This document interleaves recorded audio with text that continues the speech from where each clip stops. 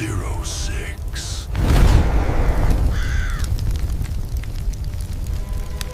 ये कहानी है एक ऐसे गांव की जहां आसमान घने काले बादलों से ढका हुआ था। बिजली का चमक हर कुछ पलों में पूरे गांव को रोशनी में नहला देती थी। तेज हवाएं पुराने पेड़ों की डालियों को तोड़ने में लगी हुई थी। अंदर संजय लाल, उसकी पत्नी सरिता कुमारी और उनकी साल की बेटी हिमांशु पुराने घर में बैठे थे। ये तूफान तो थमने का नाम ही नहीं ले रहा। खिड़कियां लगातार हिल रही हैं, घर की दीवारें कांप रही हैं। मुझे बहुत डर लग रहा है, कहीं यह घर गिर ना जाए। हाँ, मैं भी यही सोच रहा हूँ। हवा की ताकत बढ़ती जा रही है। शायद हमें बाहर जाकर हालात देख लेने चाहिए। अगर सच में घर गिरा तो अंदर रहना जानलेवा हो सकता है। माँ, ये कैसी आवाजें आ रही हैं? दीवार क्यों हिल रही है? पिताजी, क्या हमारा घर सचमुच टूट जाएगा? अब हम लोगों का क्या होगा माँ? नहीं बेटी, डरने की जरूरत नहीं है। ये बस तूफान की आवाज है। हम बाहर चलकर देखते हैं, सब ठीक होगा। तीनों जल्दी दरवाजे से बाहर निकले। बाहर का नजारा और भी खौफनाक था। पेड़ इस तरह झूम रहे थे मानो धरती से उखड़ जाएंगे। हवा, धूल और पत्तों को बवंडर की तरह घुमा रही थी। जैसे ही वे घर से कुछ दूर पहुंचे, एक जोरदार धमाका हुआ। उनका पुराना मकान तेज हवा के झोंके में चरमरा कर जमीन पर गिर पड़ा। हे भगवान, अगर हम एक पल भी देर कर देते तो यह घर हमारे ऊपर गिर जाता। सच में भगवान का लाख लाख शुक्र है। पर अब सवाल है, हम जाएं तो कहाँ जाएं? रात भी गहरी है, तूफान भी थम नहीं रहा। संजय लाल ने बैलगाड़ी निकाली और तीनों सरपंच के घर की ओर चल पड़े, जो उनके गांव से 4 कोस दूर था। बैलगाड़ी के टाप कीचड़ भरे रास्ते पर छमम छमम की आवाज आ रही थी। आसमान में बिजली की आवाज गूंज रही है। हिमांशु माँ के पास डरी हुई बैठी थी। हिम्मत रख बेटी, हमने बरसों सरपंच जी के खेतों में काम किया है। वो हमेशा हमारा ख्याल रखते आए हैं। यकीनन इस बार भी मदद करेंगे। पिताजी, अगर बारिश और तेज हो गई तो रास्ता कीचड़ से भर जाएगा। अगर बैलगाड़ी फंस गई तो हम क्या करेंगे? डर से कुछ नहीं होता बेटी। अगर हम ऐसे ही डरते रहे तो कभी आगे नहीं बढ़ पाएंगे। बस भगवान का नाम लो और आगे बढ़ते रहो। लगभग आधा घंटा बीत चुका था। हवा अब और भी ठंडी और चुभती हुई लगने लगी। अचानक बैलगाड़ी के सामने रास्ते के किनारे एक अजनबी बूढ़ा आदमी खड़ा दिखा।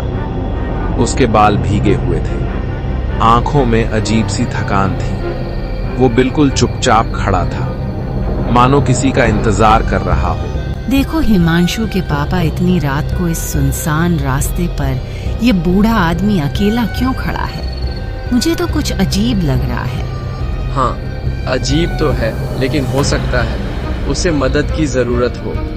मैं जाकर पूछता हूँ। संजय लाल बैलगाड़ी से उतरा और धीरे धीरे उसके पास गया। हवा उसके कानों में सीटी की तरह गूंज रही थी। बाबा जी, आप इतनी रात को इस बारिश में अकेले क्यों खड़े हैं? कोई परेशानी? बूढ़े आदमी ने पहले चुपचाप खड़े देखता रहा और उसकी आंखों में अजीब नमी और अंधेरा था। फिर धीमी कांपती हुई आवाज में बोला, बेटा, इस तूफान ने मेरा सब कुछ छीन लिया। मेरा घर गिर गया, मेरा कोई अपना भी नहीं बचा। मैंने सोचा शायद कोई गुजरता हुआ मुझे देख ले और मदद कर दे। बाबा, हमारा घर भी गिर चुका है। हम भी सरपंच जी के पास मदद मांगने जा रहे हैं। अगर आप चाहें तो हमारे साथ चल सकते हैं। अभी इस रास्ते पर अकेले रहना खतरनाक है। बूढ़े आदमी की आंखों में अचानक चमक सी आ गई। उसने हाथ जोड़ लिए। भगवान तेरा भला करे बेटा, तूने मुझे सहारा दिया। शायद भगवान ने ही तुझे मेरे लिए भेजा है। संजय लाल ने उसे बैलगाड़ी पर चढ़ने में मदद की, लेकिन सरिता कुमारी अब भी निशुक रही थी। ये सही है क्या? हम इसे जानते भी नहीं। तूफान में अजनबियों पर भरोसा करना ठीक है। वो भी हमारी तरह मुसीबत में है। उसका भी घर, उसका भी सहारा टूटा। अगर हम भी मदद ना करें तो इंसानियत किस काम की। भगवान ने हमें जिंदा रखा है, शायद इसीलिए कि किसी और का सहारा बन सके। बैलगाड़ी आगे बढ़ी। अब उसमें 4 लोग थे, संजय लाल, सरिता कुमारी, हिमांशु और वो बूढ़ा आदमी। लेकिन उनकी यात्रा अब और भी रहस्यमय होने वाली थी। कुछ दूर आगे जाते ही सड़क 2 रास्तों में बंट गई। एक रास्ता सरपंच के गांव की ओर जाता था और दूसरा एक पुरानी जलर हवेली की तरफ। उस हवेली के बारे में गांव में तरह तरह की कहानियां मशहूर थी। कहा जाता था कि सालों पहले वहां एक जमींदार परिवार रहता था, लेकिन किसी श्राप की वजह से पूरा परिवार अचानक मौत का शिकार हो गया। तब से वो हवेली वीरान पड़ी थी। संजय लाल, ये वही हवेली है ना जिसके बारे में लोग कहते हैं कि वहाँ अजीब अजीब आवाजें आती हैं? हाँ, वही है। लेकिन हमें उस रास्ते से नहीं जाना, हमें सीधा सरपंच के गांव जाना है। बेटा, सरपंच का गांव तो इस तूफान में बहुत दूर है। तुम्हारे बैल इतनी दूर तक नहीं जा पाएंगे। क्यों ना हम इस हवेली में रात गुजार लें, सुबह मौसम साफ होते ही आगे बढ़ जाना। नहीं, मैं उस हवेली में कदम भी नहीं रखना चाहती। वहाँ जाने की हिम्मत मत करना संजय लाल। बाबा जी, लोग कहते हैं कि उस हवेली में आत्माएं भटकती हैं। सच मानो या झूठ, लेकिन रात गुजारने के लिए वो जगह ठीक नहीं। बेटा, यह सब अंधविश्वास है। आत्मा वात्मा कुछ नहीं होती। अगर तुम्हें लगता है तो तुम सरपंच के गांव निकल जाओ, लेकिन मेरी बूढ़ी हड्डियां अब और सफर नहीं कर पाएंगी। मैं तो यहीं हवेली में रुक जाऊंगा। सरिता, अगर इसे अकेला छोड़ देंगे तो यह यहीं मर जाएगा। हम तू ही बता क्या करूं? ये सुनकर संजय लाल गहरी सोच में पड़ गया। वो बूढ़े आदमी को अकेला छोड़ना भी नहीं चाहता था और हवेली में जाना भी खतरनाक लग रहा था। संजय लाल, मुझे अच्छा नहीं लग रहा, पर अगर तू कह रहा है तो चलो देखते हैं।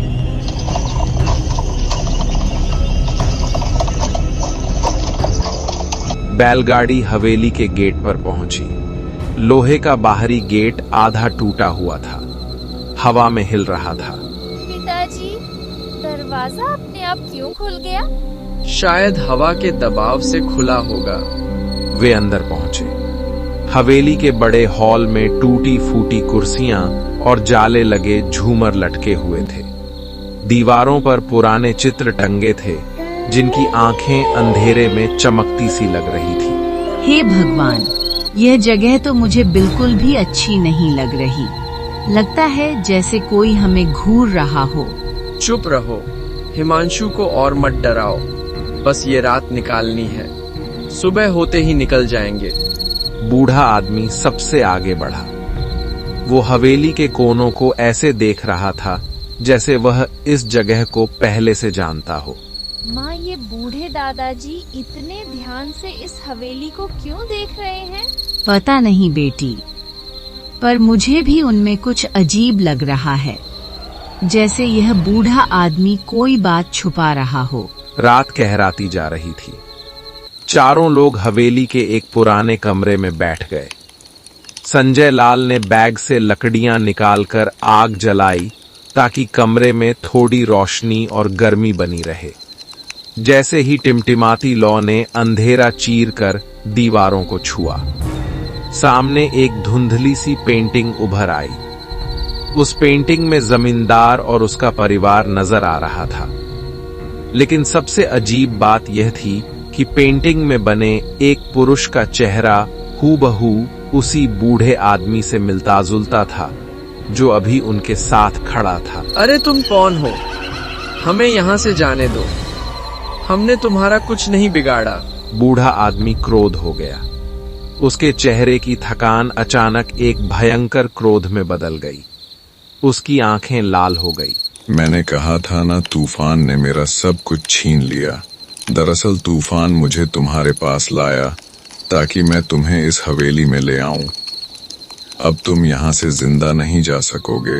कमरे की आग अचानक बुझ गई। पूरा कमरा अंधेरे में डूब गया। चारों तरफ से अजीब आवाजें आने लगी, जैसे कोई दीवारों को खरोच रहा हो। अरे यह सब क्या हो रहा है? यह आदमी कौन है? हमें यहाँ से ले चलो। मैं भी नहीं जानता, पर ये आदमी अब इंसान नहीं, ये कोई और ही चीज है। माँ, मुझे बहुत डर लग रहा है। पिताजी, हम यहाँ से भाग चले। जैसे ही हिमांशु ने इतना बोला, तीनों लोग तेजी से दरवाजे की ओर भागने लगे। तभी पीछे से वो आत्मा ठंडी, दिल दहला देने वाली हसीन हंसते हुए बोला, भागकर कहाँ जाओगे? यह हवेली छोड़कर जाना तुम्हारे लिए इतना आसान नहीं होगा। भागो, जितना भाग सकते हो भागो, लेकिन याद रखना इस हवेली की दीवारें तुम्हें कहीं से भी ढूंढ लेंगी। लगता है वो आत्मा अब बहुत पीछे छूट गई है। भगवान का लाख लाख शुक्र है कि हम किसी तरह वहां से निकल आए। हाँ, तुम सही कह रही हो। हम पता नहीं आज हमारे साथ क्या हो जाता। लंबी और कठिनाइयों के बाद आखिरकार वे सरपंच के घर पहुंचे। दरवाजे के पास पहुंचकर संजय लाल कांपती आवाज में जोर से चिल्लाया, अरे सरपंच साहब, दरवाजा खोलिए, हमारी मदद कीजिए। अरे सरपंच साहब, दरवाजा खोलिए, हमारी मदद कीजिए। अरे इतनी रात को कौन बाहर चिल्ला रहा होगा? हमें आधी रात को दरवाजा नहीं खोलना चाहिए। अरे तुम ये कैसी बात कर रही हो? अगर कोई मुसीबत है तो हम चुप कैसे बैठ सकते हैं? हमें दरवाजा खोलना ही पड़ेगा। सरपंच दरवाजा खोलकर बाहर निकलता है। बाहर उसे संजय लाल का परिवार खड़ा दिखाई देता है। संजय लाल, इतनी तेज बारिश और आधी रात के इस वक्त तुम यहाँ क्यों आए हो? क्या कोई मुसीबत है? और यह तुम्हारी बेटी तो ठंड से कांप रही है। जाओ बेटी, घर के अंदर चले जाओ, मैं तुम्हारे पापा से बात करता हूँ। हिमांशु और सरिता कुमारी सरपंच के घर के अंदर चली जाती हैं। सरपंच साहब, तेज बारिश के कारण हमारा घर गिर गया है, इसी वजह से मैं आपसे मदद मांगने आया हूँ। अरे मैं भला तुम्हारी क्या मदद कर सकता हूँ? मैं भी तो इसी छोटे से घर में रहता हूँ, लेकिन हाँ, तुम्हें एक रास्ता जरूर बता सकता हूँ। सरपंच साहब, वो कौन सा रास्ता है? इस जंगल के बीच में एक हवेली है जो हमारे पूर्वजों की है। तुम चाहो तो वहां जाकर रह सकते हो। अरे हम तो अभी उस हवेली से होकर आ रहे हैं, लेकिन अब हम कभी भी वहां नहीं जाएंगे। चाहे ठंड में कांपते कांपते मर ही क्यों ना जाएं, पर उस हवेली में कदम नहीं रखेंगे। अरे संजय लाल, तुम कहना क्या चाहते हो? साफ साफ बताओ। हम यहाँ आ ही रहे थे कि तभी रास्ते में एक बूढ़ा आदमी मिला। उसने हमें बहला फुसला कर हवेली तक ले गया, लेकिन वो आदमी इंसान नहीं था, वो एक आत्मा थी। किसी तरह जान बचाकर हम वहां से निकल पाए और यहाँ तक पहुँचे हैं। ऐसी बकवास बातें सुन सुनकर गांव वालों ने मुझे हवेली पर कभी नहीं जाने दिया। मैं बड़ा हो गया पर फिर भी कभी हवेली के अंदर नहीं गया। अब और इस छोटे से घर में पड़े रहने का सवाल ही नहीं। आज मैं हवेली जाऊंगा और वहीं रहूंगा। यदि वहां कोई आत्मा है तो एक बार मेरे सामने आकर दिखाए, मैं उसे जिंदा नहीं छोड़ूंगा। सरपंच साहब, आप समझ ही नहीं रहे। इतनी बड़ी हवेली कोई बेवजह छोड़कर नहीं जाता। वहां कुछ गड़बड़ जरूर रही होगी। तुम जो कुछ भी कहो, आज मेरा फैसला नहीं बदलेगा। जाओ और गांव के तांत्रिक चमनजीत को बुलाकर लाओ।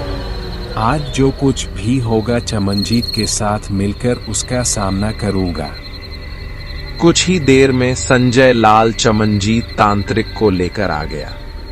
तीनों बैलगाड़ी में बैठ गए और बैलगाड़ी धीरे धीरे जंगल के सुनसान रास्ते पर बढ़ने लगी। सरपंच बेहद गुस्से में था।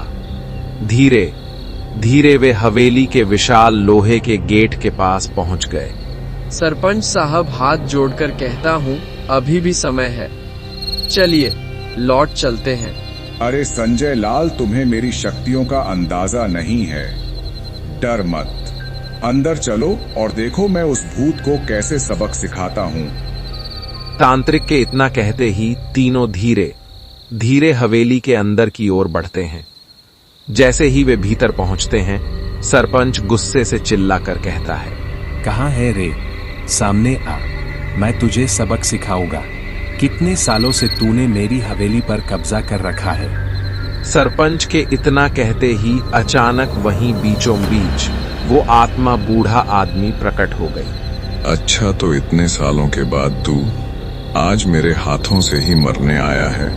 मैं मरने नहीं आया, मैं तुझे इस हवेली से बाहर निकालने आया हूँ। सीधा यहाँ से निकल जा, वरना मैं तांत्रिक से कह दूंगा और तुझे भस्म करा दूंगा। और मैंने तेरा क्या बिगाड़ा है जो तुम इतने सालों से मेरी हवेली पर कब्जा कर रखा है? हाँ, तूने मेरा कुछ नहीं बिगाड़ा, पर तेरे पूर्वजों ने मेरा सब कुछ बिगाड़ दिया था। वर्षों पहले मेरे पिताजी ने तुम्हारे दादाजी से कर्ज लिया था, जो बढ़ता ही गया। कर्ज चुकाने के लिए मैं उस हवेली में नौकर की तरह काम करता था। वहां तुम्हारे दादाजी और तुम्हारे परिवार के लोग मुझे ठीक से खाना तक नहीं देते थे। एक दिन पैर फिसलने से गिरकर मर गया। मेरी मौत के बाद भी तेरे दादाजी ने कर्ज वसूल करने के लिए मेरे बूढ़े माता पिता को कर्ज में जकड़ कर रख दिया। क्या तेरे दादाजी को सिर्फ पैसे याद रहे? मेरी मौत का हिसाब किसने दिया? तब से मेरी आत्मा इस हवेली में भटक रही है। आज मेरा बदला पूरा होगा। मैं तुझे छोड़ने वाला नहीं हूँ। इतना कहते ही आत्मा सरपंच की ओर बढ़ने लगी, लेकिन तभी तांत्रिक चमनजीत ने अपना कमाल दिखाया। उन्होंने मंत्र बोलना शुरू किया।